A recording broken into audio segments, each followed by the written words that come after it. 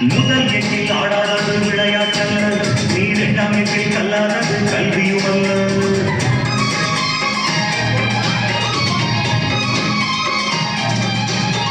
முதல் எட்டில் ஆடாதது விளையாட்டல்ல, நீ இரண்டாம் எட்டில் கல்லாதது கல்வியுமல்ல.